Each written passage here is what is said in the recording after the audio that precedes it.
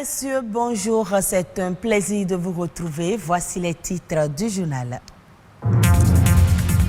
6e édition du Bénin DNS Forum. L'événement s'est tenu à Cotonou. C'est une rencontre multi-acteurs au cours duquel les participants échangent sur le système des noms de domaine et les protocoles de sécurité autour de l'Internet. Les masques de protection sont destinés à nous protéger contre le coronavirus. Ils sauvent des vies, mais ces masques ont-ils leurs limites en termes de protection? Ulvaeus Balogun s'est intéressé à la question.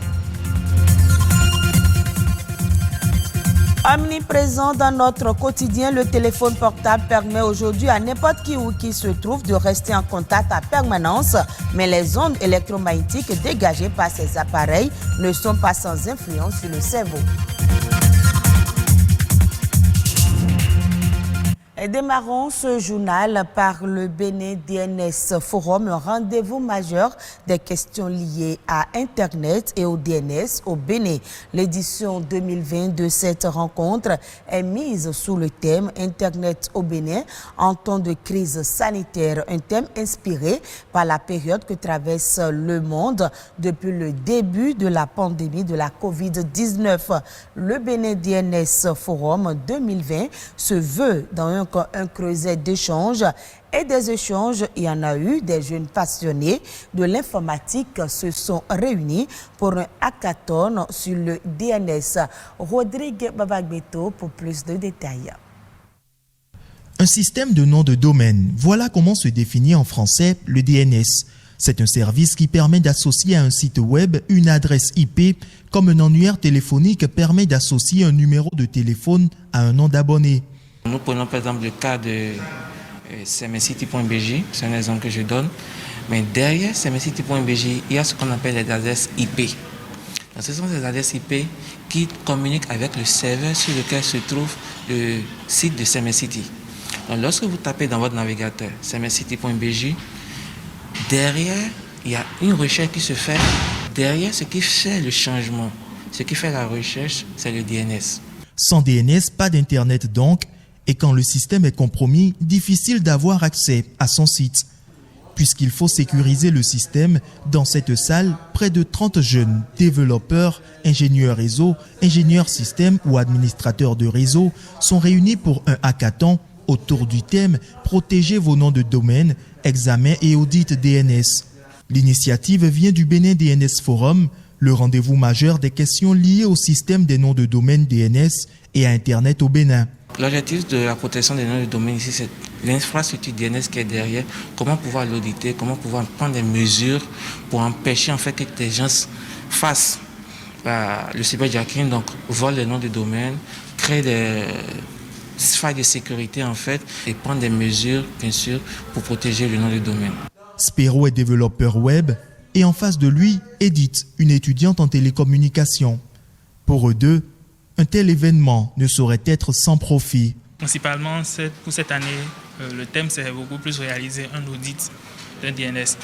Parce que je remarque qu'on ne le fait pas souvent. Alors que l'audit a pour but de pouvoir prévenir les pannes, voir le plan de la sécurité. Est-ce qu'on respecte les règles de sécurité du DNS sur certains points et tout? Bon, je pense que ça tombe à pic parce qu'avec la crise qu'on traverse actuellement, on a remarqué qu'on est plus à la maison, on utilise plus Internet et maintenant plus que jamais, il faut qu'on fasse un audit du réseau pour savoir ce qu'il en est réellement. Est-ce qu'il y a des problèmes, est-ce qu'il y a des choses qu'il faut améliorer? Au sortir de ce DNS à temps, les participants pourront contribuer à la mise en place d'un prototype de l'infrastructure DNS de bout en bout. Le Bénin DNS Forum met en avant la promotion du .bj qui est désormais le DNS national. Le port du masque de protection est l'une des mesures très efficaces pour limiter la propagation et la contamination de la COVID-19. S'ils permettent de sauver des vies, les masques auraient aussi leurs limites. Selon certains citoyens, le port permanent crée des désagréments, dont des difficultés de respiration ou même des réactions cutanées. Mais en réalité, y a-t-il un risque à porter en permanence son masque? Élément de réponse avec Ulvaeus Balogun. S'il est obligatoire actuellement en raison de la pandémie contre le coronavirus, le port permanent du masque de protection ne serait pas sans inconvénient sur la santé. De nombreux citoyens se plaignent de ces désagréments lorsqu'ils mettent leur masque durant plusieurs heures. Je l'ai dans mon sac, mais ça m'empêche de bien respirer, quoi. Ça me dérange un peu. Des fois, je n'arrive pas à respirer correctement. En effet, parmi les risques possibles liés au port prolongé du masque, certains spécialistes citent des difficultés pour respirer, des maux de tête ou des lésions cutanées. Effectivement, les effets indésirables liés au port du masque sont de plus en plus fréquents. Il y a des gens qui s'étouffent, il y a des gens qui perdent connaissance, parfois même. On ne saurait parfois toujours tout lier au port de masque, mais il y a quand même beaucoup d'effets indésirables, notamment des allergies. Mais si l'utilisation prolongée d'un masque facial peut entraîner des effets secondaires, cela ne remet pas en cause leur utilité contre la Covid-19. Les mailles du masque chirurgical permettent au dioxyde de carbone de s'échapper. Et aussi, ça permet à l'oxygène de rentrer, sinon on se serait étouffé. C'est pour ça d'ailleurs qu'on ne met pas un sachet sur le nez, puisque le sachet empêcherait l'oxygène de rentrer et le dioxyde de carbone de sortir. Donc le masque est étudié pour que ces mailles puissent permettre à l'oxygène et au dioxyde de carbone de passer, mais empêche jusqu'à 90 à 95% le virus de pénétrer. Face aux effets indésirables de cet outil de protection devenu obligatoire, que faire? Moi, je crois qu'il faut faire un choix. Il faut faire un choix. Soit on s'isole et on est en confinement complètement tout seul chez soi, ou soit on trouve des mesures aléatoires comme le port de visière et le respect de la distanciation de 1,50 m au minimum. Si vous n'arrivez pas à respecter les 1,50 m, vous devez rester chez vous. Donc, vous pouvez laisser le masque, mais le 1,50 m doit être au minimum respecté à tout endroit. Et puis, le lavage systématique des mains aussi. Donc, il y a des visières qui peuvent être adaptées à ces gens-là qui ont des effets indésirables graves liés au port de masque chirurgical ou autres. Au regard de l'obligation de son port, il est conseillé de s'habituer à respirer avec le masque de protection, en commençant par le porter pendant des périodes courtes et en évitant de le garder plus de 6 heures sans aérer son visage, car au-delà, la peau souffre.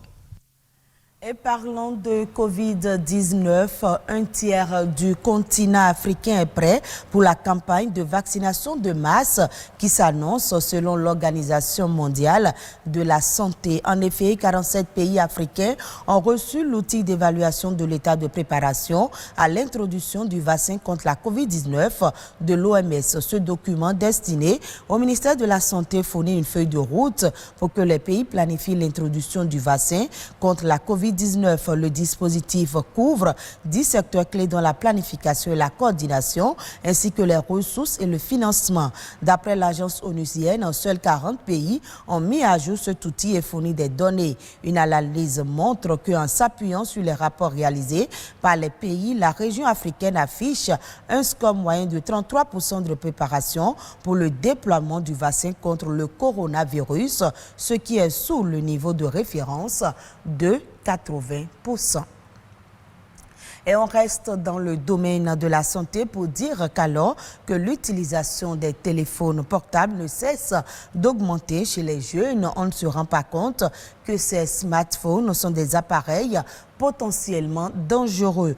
Tenez, les ondes électromagnétiques qu'ils dégagent seraient nocifs au cerveau humain. C'est du moins ce que nous dit un docteur neurologue à travers cette interview.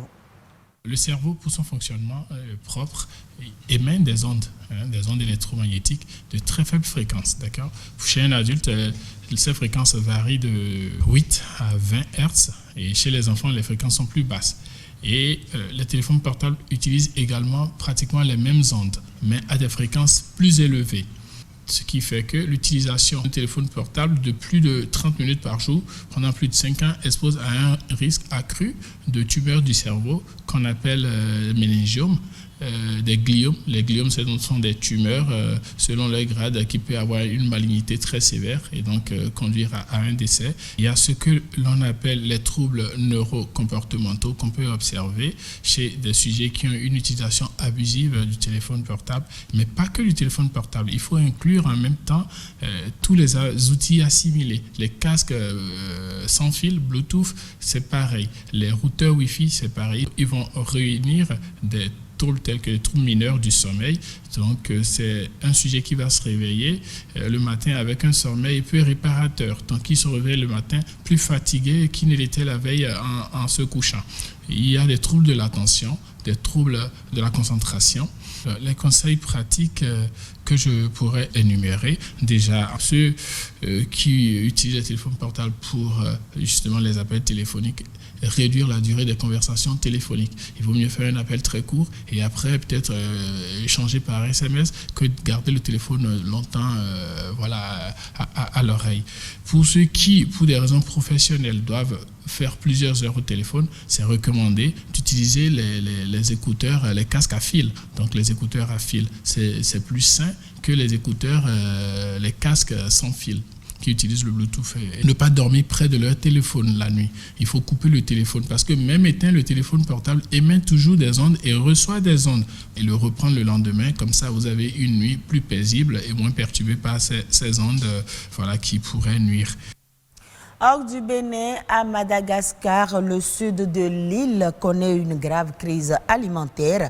Victime de la sécheresse et du banditisme rural, des centaines de milliers de personnes souffrent de malnutrition aiguë. Au moins 15 personnes ont déjà perdu la vie, un chiffre qui serait largement sous-estimé. Suivez ce reportage de nos confrères de France 24 pour plus de précisions. C'est dans ce village que l'alerte a été donnée. Fin septembre, des photos d'enfants atrocement maigres déclenchent une vague d'indignation sur Facebook. Lorsque le président Radouel arrive ici, début octobre, il est trop tard. 8 personnes sont déjà décédées. Et la liste se rallonge de jour en jour. Sur notre chemin, nous rencontrons une mère de 10 enfants étourdis par la faim. L'un d'eux n'arrive plus à se lever.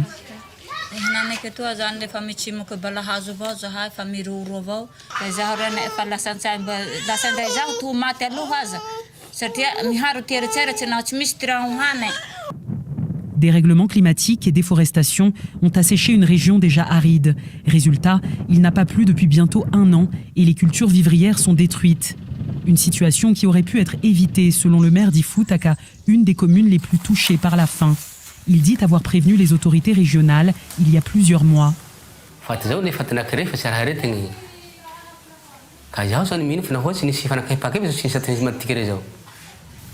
Mais pour le gouverneur de la région, l'heure n'est pas aux reproches. Est-ce que c'est une solution pour vous d'aider ces gens qui sont dans le besoin, de pointer des doigts à des gens ou à des responsables actuellement? Moi, je pense pas que c'est la solution. Le gouverneur préfère se tourner vers les exportateurs, principalement français, de sisal, une plante destinée à la fabrication de cordes. 70% des terres cultivables de ce district sont accaparées par leur culture. Les employés d'une de ces sociétés sont en grève depuis 8 mois.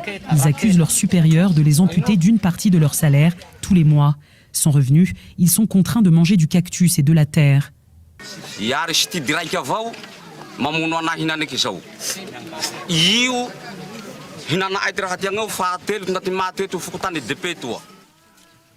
Société prédatrice, mauvaise gouvernance et changement climatique sont les germes d'une crise lancinante, partie pour durer.